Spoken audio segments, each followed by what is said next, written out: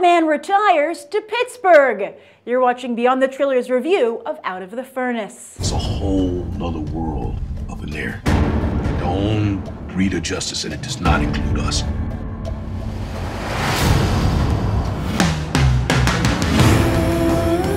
This guy, he haunts those mountains. Please don't do anything. You don't want to go there.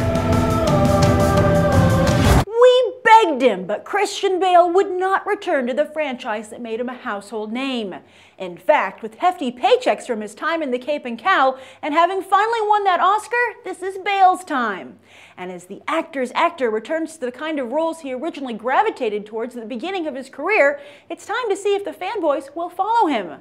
Don't forget, pre-Batman, Bale's most notable role was American Psycho, which earned just $15 million at the box office.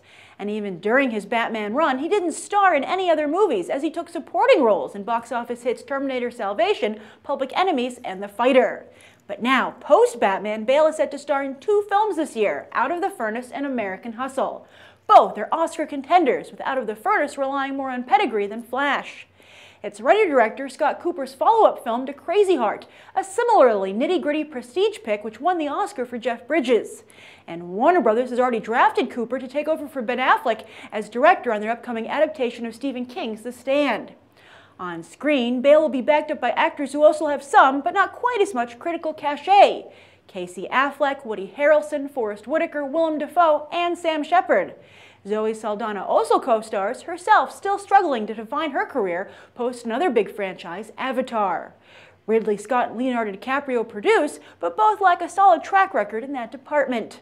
Don't worry about Bale, though. After Out of the Furnace and American Hustle, he's already set to star in Terrence Malick's upcoming film and is Moses in Ridley Scott's Exodus. He's doing exactly what he wants. Only question is if any of us want to watch. Unfortunately, Out of the Furnace does play more like a film for Bale than for audiences. And if he wanted to scratch his acting itch, it's scratched away. He's very good here. He's always very good. I think there's no denying that Christian Bale is a wonderful actor at this point. And when you see a film like this, it's an unfortunate reminder of what could have been with the Batman films. Even though Nolan's Batman is by far the most developed Batman to date on screen, any of us who are comic book readers know that Batman has so much more depth in the comics. And so the fact that Hollywood continues to not mind that and focus on the villains, especially when they had someone like Bale at their disposal, is a little frustrating. And Out of the Furnace is a little frustrating as a movie, by the way, because like Bale's character, it's just very non-committal. It doesn't make any bold moves. Now, one of the most interesting things I thought about the film, well, first off, I thought it was very realistic. That was impressive. I have family from this part of the country, right outside of Pittsburgh.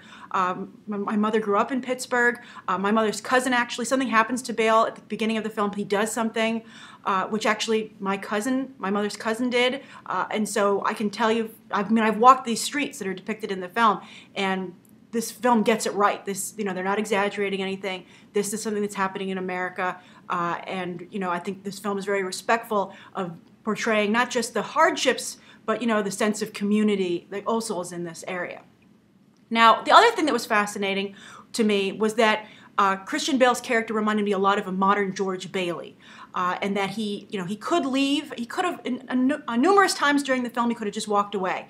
But at the same time, he had such loyalty to his family and wanting to do the right thing, and he was such a kind person that he couldn't walk away. He couldn't do it. And that reminded me of It's a Wonderful Life, only the difference here was that Clarence never showed up to try to, kind of remind him of what he was trying to do.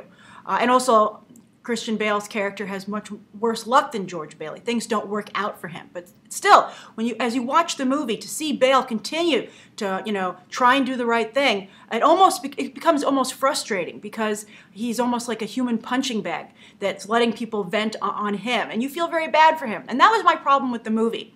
That if you're going to tell a story like this where a character makes seemingly frustrating decisions and, does things that I think most people in the audience would be, to feel to some degree defies common sense, you need to depict that loyalty and what's going on in Bale's mind more. The film needed to go deeper emotionally if it wasn't going to be more creative in terms of the story, the bare bones of the story. Because, you can predict what's going to happen here before it happens in the movie. You can see everything coming a mile away.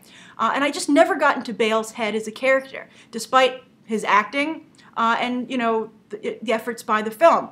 And so that was frustrating to me. I think that this needed to do more of that. I mean, I got a little bit into Casey Affleck's head as a character, and Casey Affleck was very good too, by the way. I don't think he gets nearly enough credit for being as good an actor as he is. And I did get the brotherly bond. I thought the movie did a good job with that. But still, at the end of the day, you know, you were just too removed from it. And so, you know, I think they wanted to create a situation where it was like the Titanic, where it's like these people have no choice. But when you were watching it, you're like, no, I still think I see an out for you. I think you have a choice.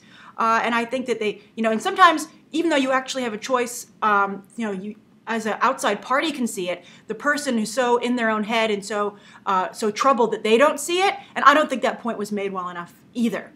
One of the interesting things also was that I think this movie really underscored or hinted at that how our country's government, both civilly in the civil circuit and in the military, really let a lot of people in this country down. They're not there for them. You know, where was the government at the city level for Bale's family, and where were they for Casey Affleck as a soldier who was clearly having problems readjusting to life?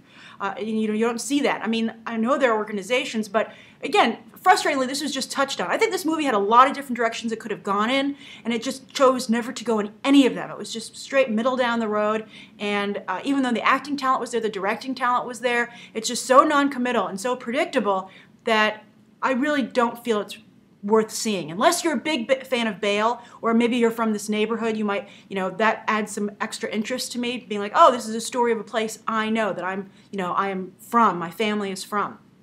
And so I would wait for rental at the very most, at the very least.